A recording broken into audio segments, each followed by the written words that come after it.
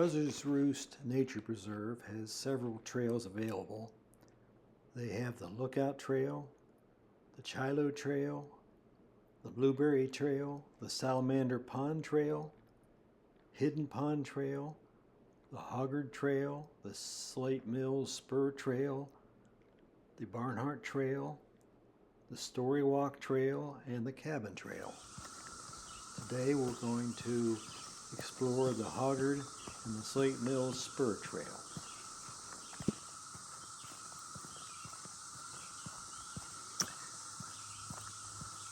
Buzzard's Roost.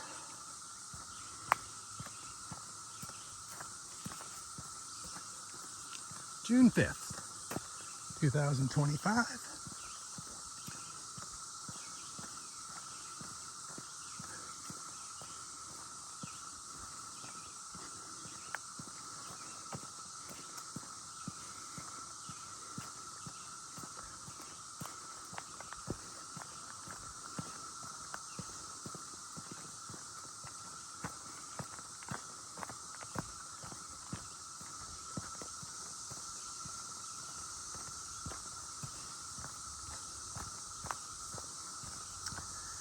Looks like rain clouds are brewing, but that's okay.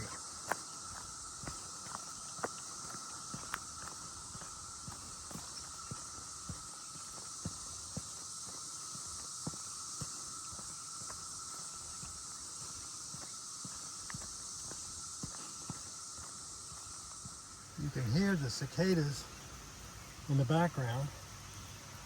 I'm not sure, but see all these holes in the ground? I think those are from the cicadas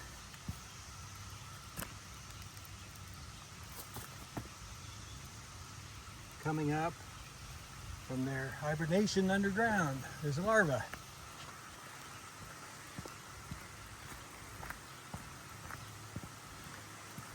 Resuming workout.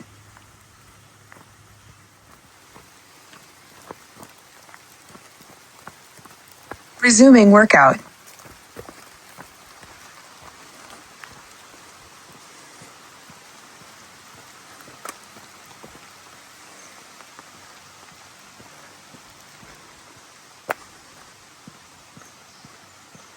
It's raining,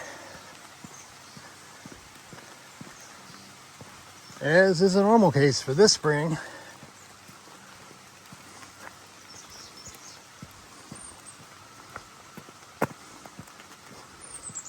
Looks like it had to do some trail maintenance.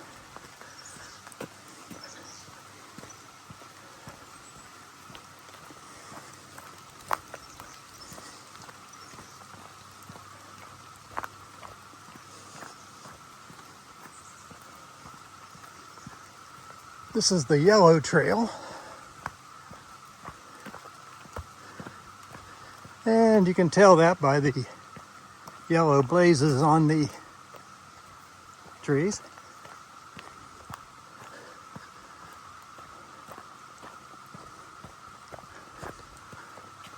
Follow the blazes, then you'll get where you're wanting to go. The cicadas you hear in the background have a pretty interesting life cycle. The adults mate, and the female deposits her eggs in tree branches. She cuts a slit in the branch and lays an egg, which is rice-shaped, in the slit with an organ called an ovipositor. So they stay in there for a month or so, and then they hatch. Once they hatch, they drop to the ground and burrow in. Now, once they're in there, they don't hibernate. They dig around and feed on the roots of the trees and the plants underground. Now, the amazing thing is, the cicadas around here are periodic cicadas. In other words, they live 13 to 17 years under the ground, feeding on those roots and other things under the ground. At that point, they all emerge and dig their way out into the surface and become adults. Once they get out of the ground, they find a vertical surface and attach, and they start to molt. And when they're done, it's like a butterfly. They leave their exoskeleton laying there on the tree, and the adult then emerges. Once the wings harden, they fly off. The male makes this droning noise you can hear, and that attracts the female. So the female comes and they mate and start to process all over. Pausing workout. The holes that I mentioned before in the ground, that's where the nymph emerged.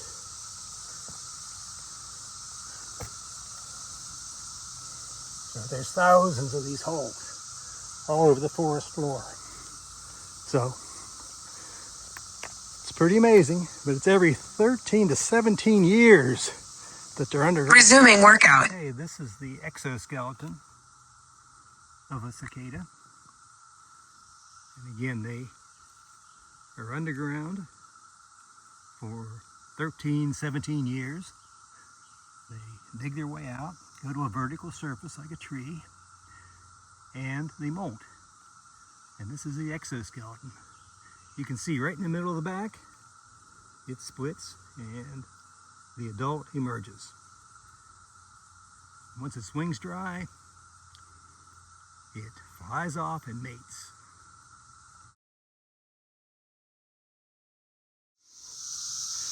Okay, here's the culprit. That is what's disturbing our peaceful forest. That's the cicada. It's in the adult stage, and the males make that high-pitched noise to attract females. As you can see, this cicada, or this, whether it's genus, I'm not sure, but anyway, this batch of cicada are much smaller than the ones we had last year and the year before.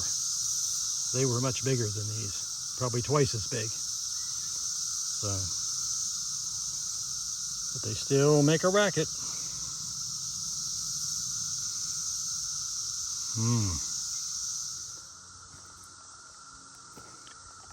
If you ever think you have a tough life, how would you like this life right here? That's the tunnel of a ground mole, where you spend your whole life rooting through the ground, underground, for grubs. You can see they just hoof up the ground and it leads right up there into the forest. Man, grubs and worms, but you gotta work for it. Tough life.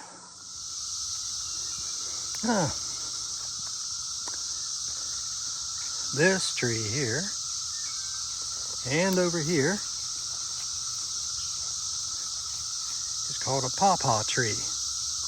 It produces a yellowish green fruit that really is quite sweet. So that's a pawpaw.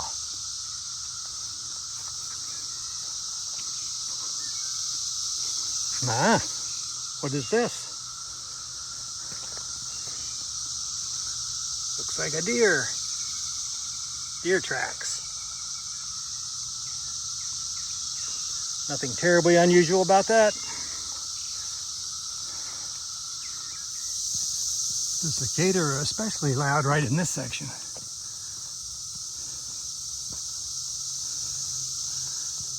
You seem to pulsate in sound. This is another strange thing. They do it in unison.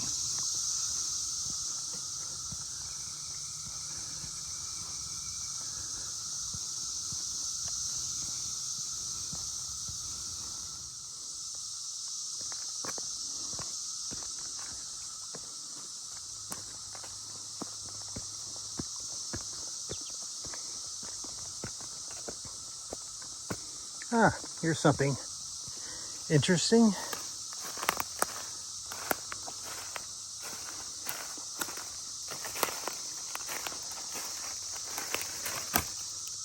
That is called a burl. It's basically the way a tree sometimes reacts to an injury, where the grain grows in swirls and tries to heal an injury. Or sometimes it's a bacterial, fungal, or insect invasion. So it's kind of like a scab. So woodworkers like to take those when they get bigger and cut them up and make furniture, because the grain is all swirly. So again, that's a burl. Well, I came over here to look at this shagbark hickory, and what do I almost step on? A little fawn. That's the second one I've come across this week. The one was right under my kitchen window. Wow, I almost tramped on this little guy. I'm sure Mama isn't going to be happy. Maybe I better watch out. Wow. Anyway, I was going to talk about this shagbark hickory. Wonder why it might be called that. You can see all the bark kind of peels off. And they have a real good nut too. But anyway, little guy, I think I'm going to leave you before Mama comes and gets me. Bye.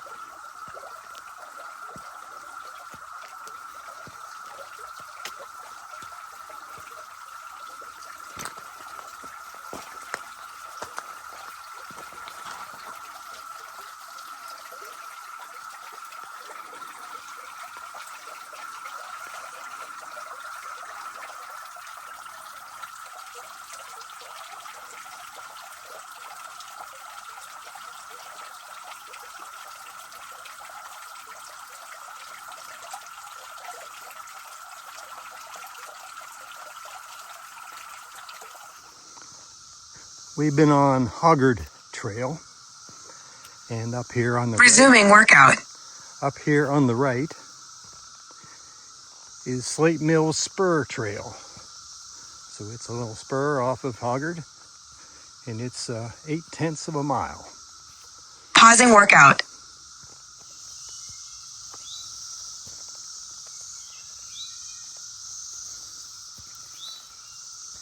As you can see, the Slate Mills Trail isn't quite as wide as the Hoggard Trail.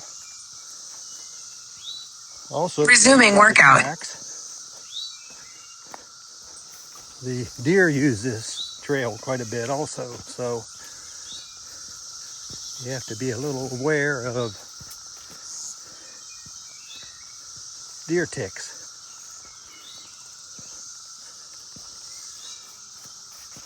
I've gotten several deer ticks, or at least ticks off my body this spring.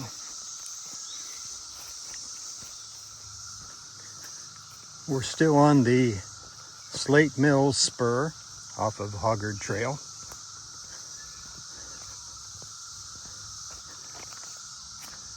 Here's something unexpected.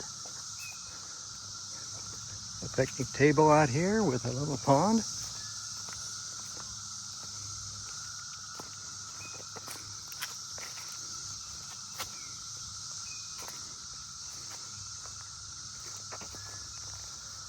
Lots of lilies.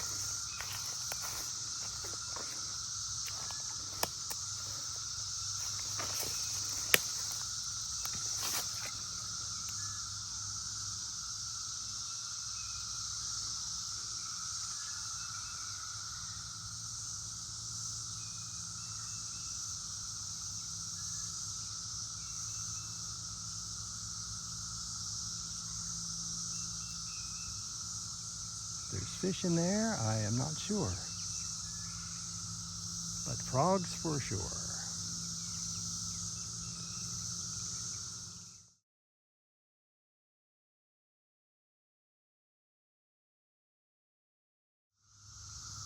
These are little sprouts of a sassafras tree.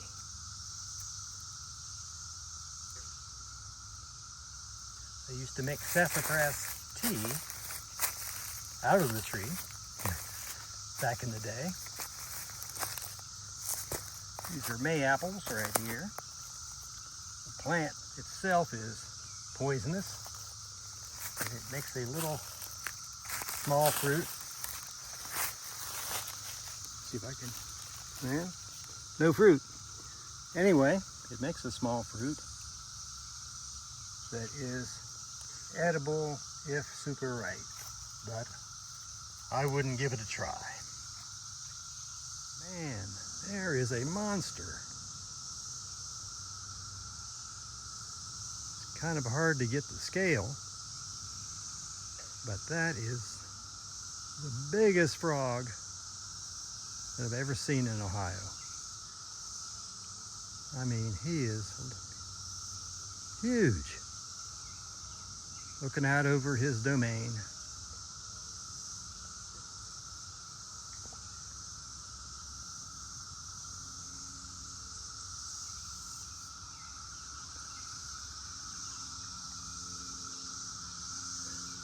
Again, it's kind of hard to show the scale. Oh my goodness, here's another one.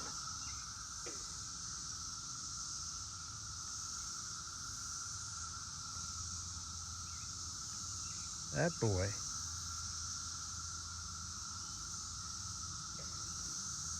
is also a monster.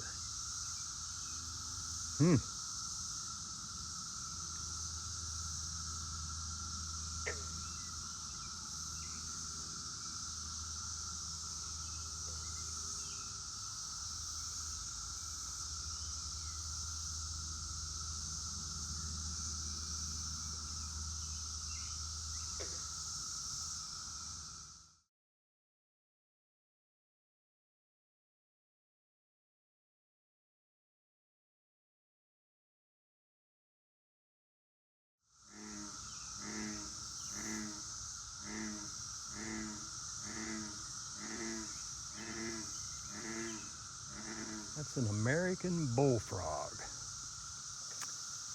That's not him making that noise, but one of his buddies.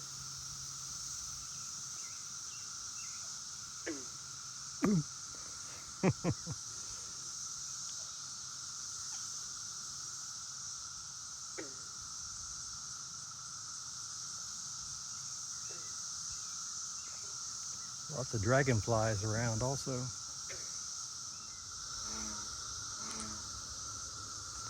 If you come on this trail, Slate Mills Spur, it's marked by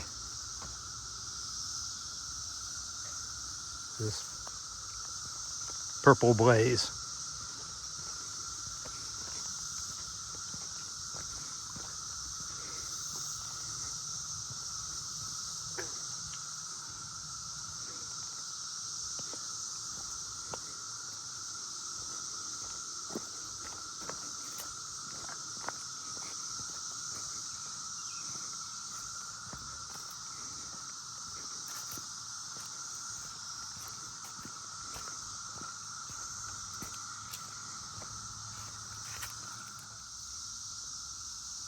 You can see here in this wash all the slate and shale, sandstone that underlies this whole area.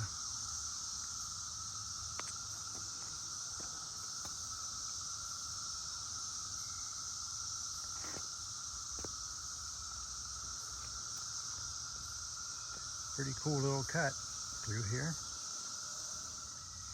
You can see in this piece of sandstone the ripple marks. So this rock was deposited in a stream bed, probably with flowing water, which made the ripples. Then it was buried, compacted, and made into a sandstone over a gazillion of years. Getting back to that sassafras tree, I guess you make the sassafras tea from the root. Resuming workout.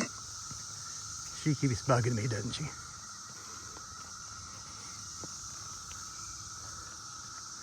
And I guess you can use the root more than once.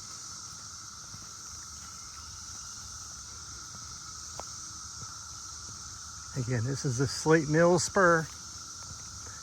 As you can see, the second half of this trail opens up and is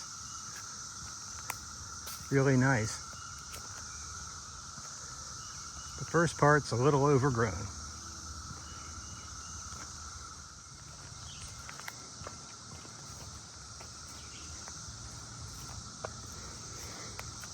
Well, this is the end of the Slate Mills spur. Pausing workout. That's nice of them to give you an end of trail marker and a little spot to sit down and contemplate life. Here is a tree you would not want to try to climb, even in an emergency.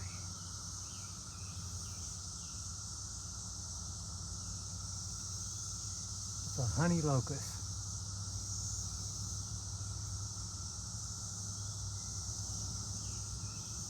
Man, and those spurs are nasty looking.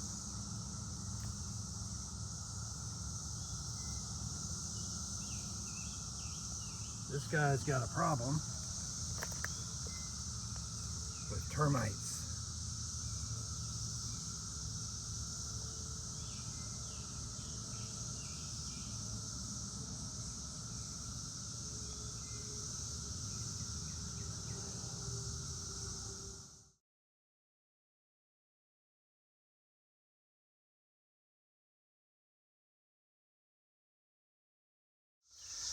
Some black raspberries.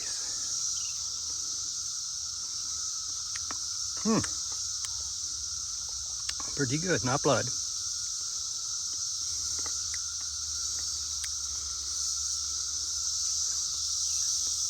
They're a little seedy, but pretty tasty.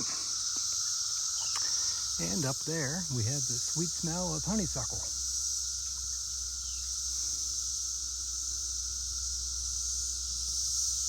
Nice little spot.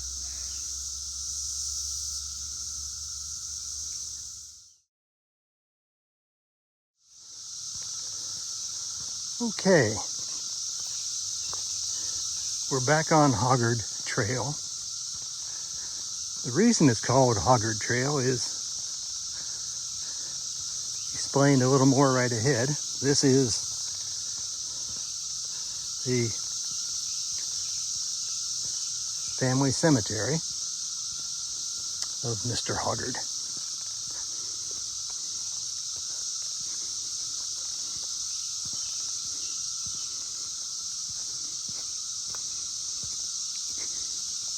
Whether these are his children, I have no idea.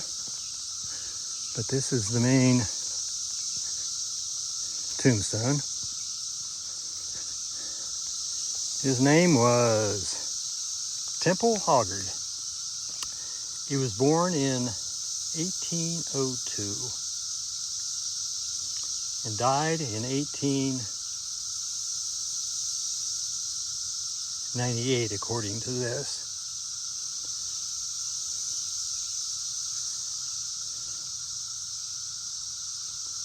The thing about that is, Ohio became a state in March 1st, 1803. So he was born before Ohio was even a state. His wife was born in 1803, the year we became a state. They had 6 children. They moved from Virginia in 1836. And they had a little over 100 acres that they farmed with their children. This is another larger tombstone. This was Alexander Hoggard. He died in 1877 when he was 48. So I assume that was his son. Also, like a lot of land, this probably was all cleared at one time for farming, but it has since gone back to forest land. But again, they came from Virginia to here,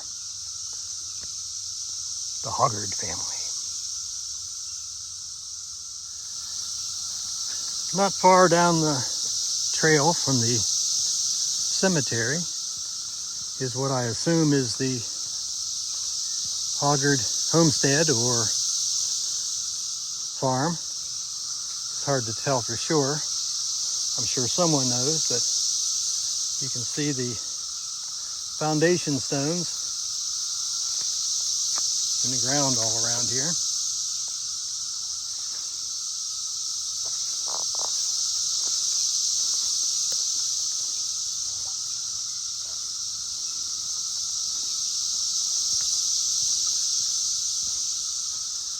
Reasonable sized building.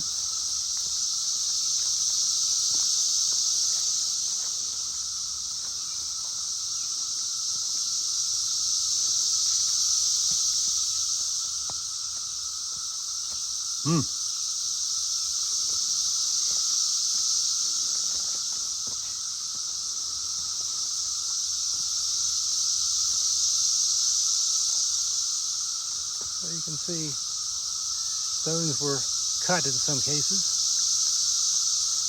And it continues down this way. You can see here in the weeds, there's more stonework.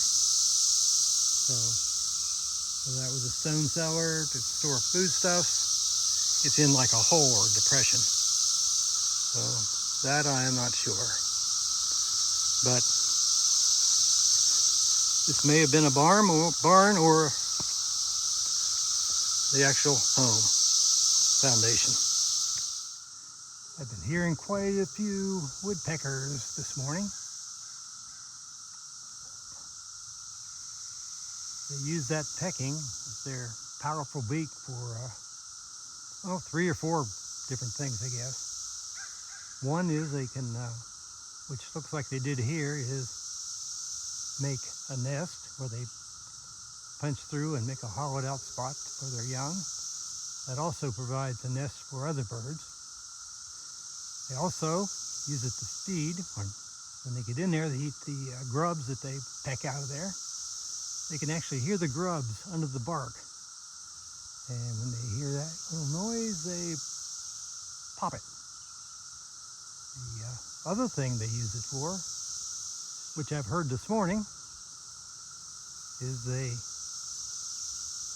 beat on a particularly hollow log and it makes a drumming noise, and that attracts the females to let them know that I'm big and strong and ready to mate. I'm not sure if you heard that in the background, but that was a woodpecker. I'll be quiet and see if we can hear him.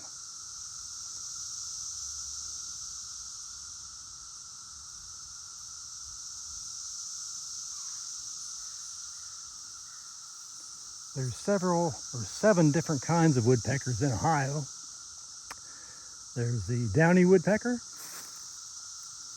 There's the red-breasted woodpecker. There's the red-headed woodpecker. There's the pileated woodpecker, which is by far the biggest. There goes the woodpecker again. Anyway, it's a very large woodpecker. And then there's the yellow-breasted sapsucker. There's 7, like I said, in Ohio, and those are the main ones. So, since it's spring, I hear a lot of drumming in the trees, trying to attract a mate.